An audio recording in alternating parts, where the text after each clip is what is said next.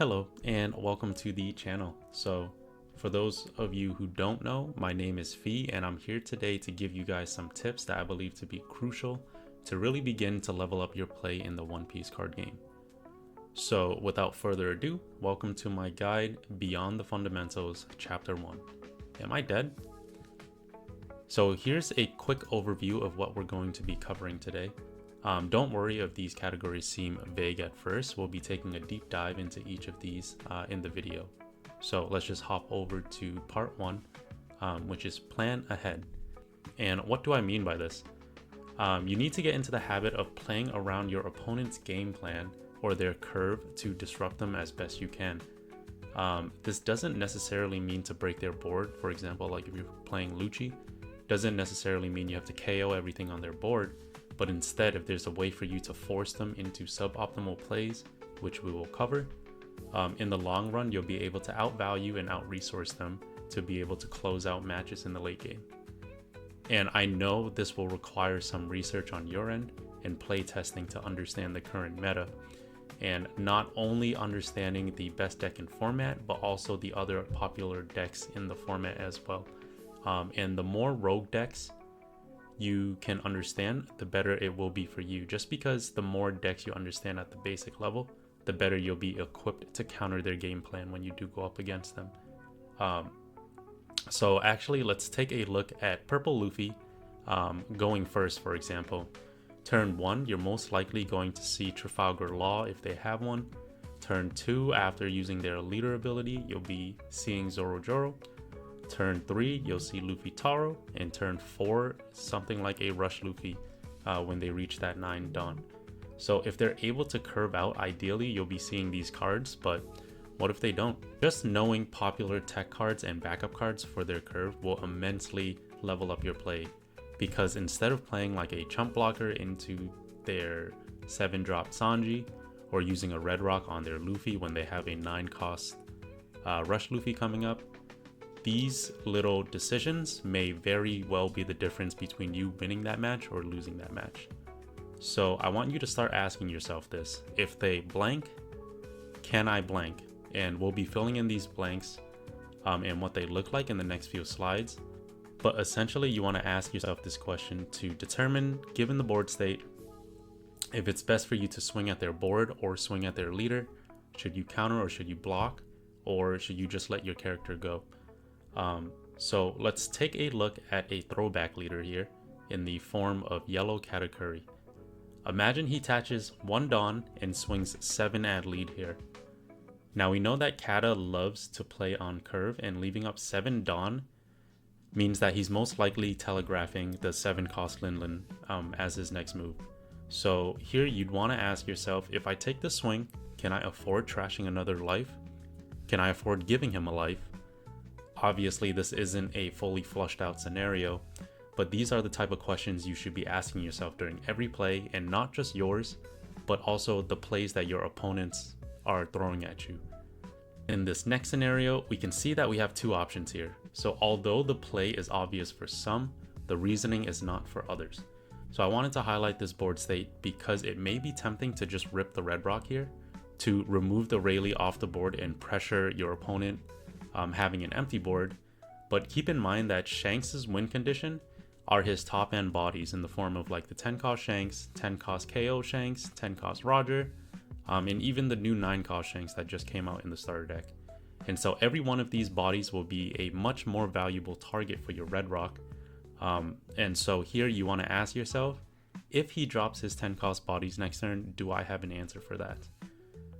And finally, for the third scenario, we see that an Uta player has a Searcher Nami on the board, and the opponent swings his Weevil in it for 7,000 power.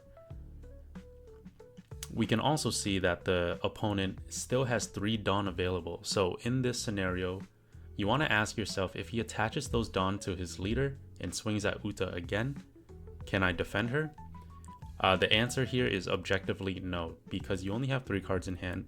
And to counter out one of these 7k swings, you're going to have to commit 2 cards in order to do so. And so in this specific scenario, it is quite impossible for you to defend your Uta if your opponent really wants to get her off the board. And so it's in your best interest to actually let her go and use your cards in hand to regain board presence versus wasting them as counter. Now let's move on to part 2, which is identifying lose conditions. So what is a lose condition? At face value, a lose condition is a specific criteria or decisions made that lead up to the loss of a match. The decisions I want you to keep in mind, obviously, are going to be yours. Okay, yes, yours. Because from all my years of playing in TCGs, we hear a ton of excuses whenever people lose their matches, and although some of them may be true, like your opponent may have been super lucky, there are plenty of instances where their decision making actually was the culprit of their loss. Now I just want to jump over to this next scenario where we're in a Shanks mirror. So this was really popular back in OP10, but I see this scenario all the time where your opponent has a Gordon develop on board, and he also has an 8-cost Rayleigh on board. And on your 9-Dawn turn, it may be tempting to rip your Gordon and pop their Rayleigh, but to identify the lose situation in this board state, you would lose the game if they were to play Shanks on their 10-Dawn turn and you don't have an answer for it. And since on this board state you see that you have a Gordon, if you decide to play greedy, next turn if your opponent answers with their own 10-cost Shanks, you'll have absolutely no answer to that Shanks and just lose the game from there, just because they're going to have way too much tempo and it's going to be way too late for you to catch up.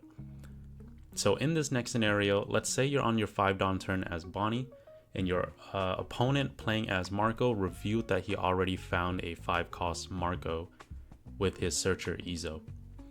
And question here is, what's the best play? So looking at your lose condition, it's going to be if you're unable to stick any of your important bodies on the board.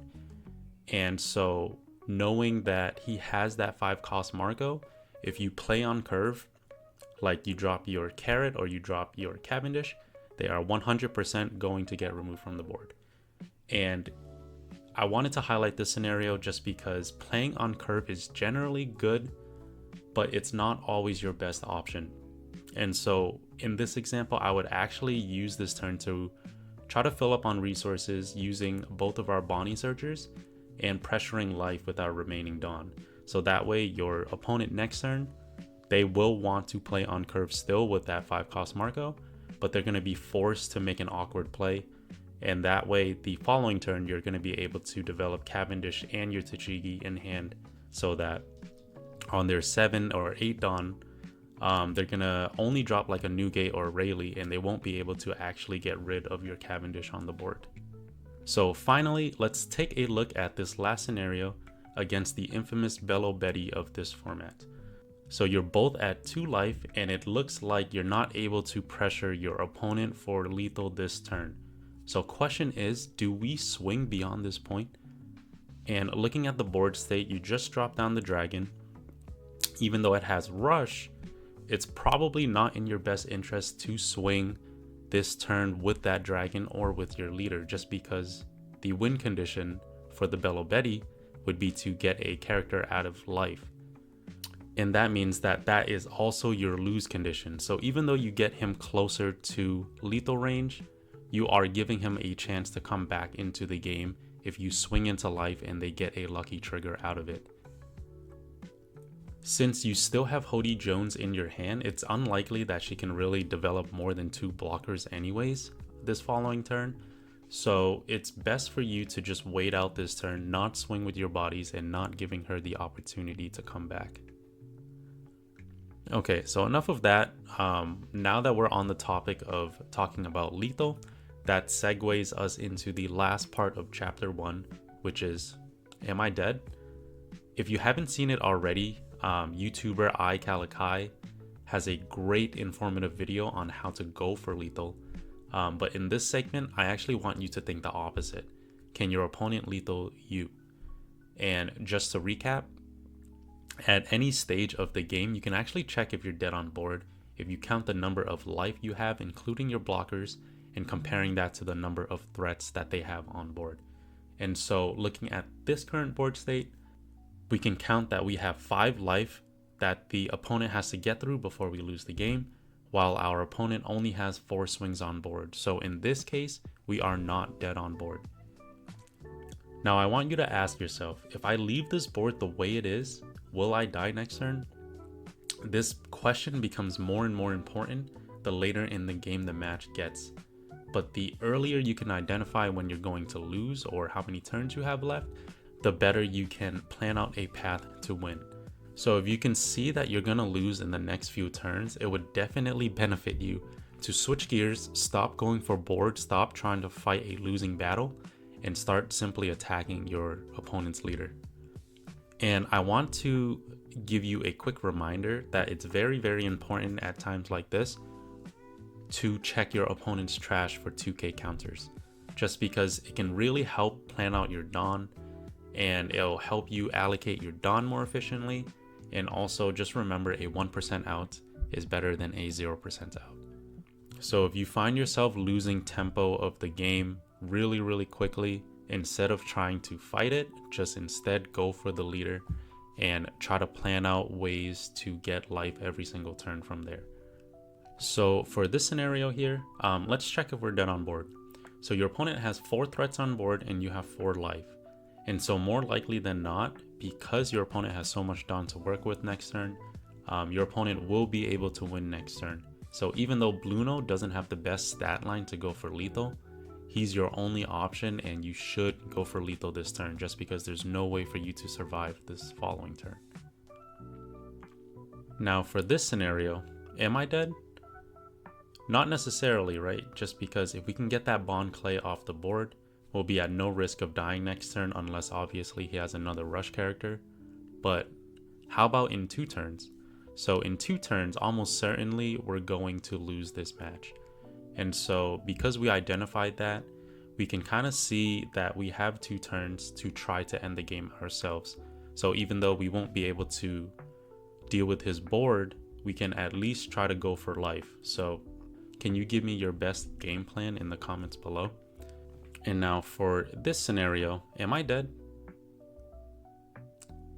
And the answer is yes. We are certainly dead next turn. So even if we play down the Rebecca and Sabo to try to block her up, with the 9-cost Zoro developed and no way for us to really get rid of him, we're going to lose next turn anyways, just because if we block her up, we're gonna have to counter out of at least 3 more 9k swings from the Zoro, and we just don't have the counter to do so.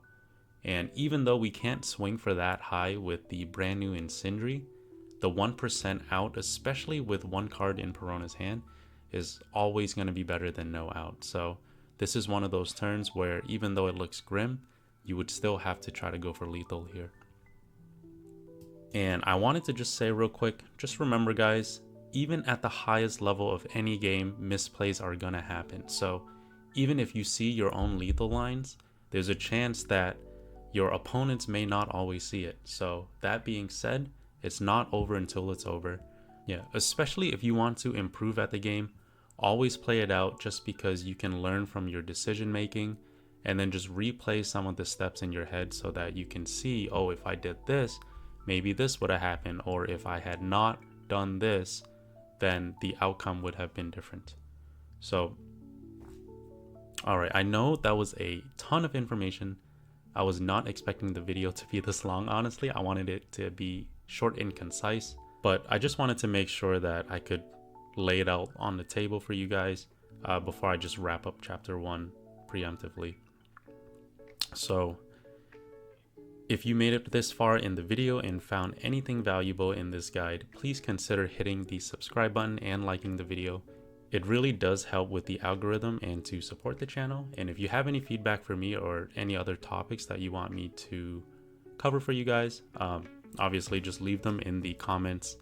If you have seen any of my videos in the past, you know that I'm always reading and I'm always trying to answer whatever you guys put down in the comment section below. So that's basically it. I will be releasing a part 2 and a part 3. I'm not sure if there's much more content beyond that, but I'm trying to give you guys as many tips as I can, especially playing multiple TCGs in the past. These are just like little things that I've picked up over time, and I just don't see anyone else covering some of this stuff. So yeah, thank you again for tuning into chapter 1, and I hope you guys enjoyed the video, and I'll see you guys in the next one. Bye.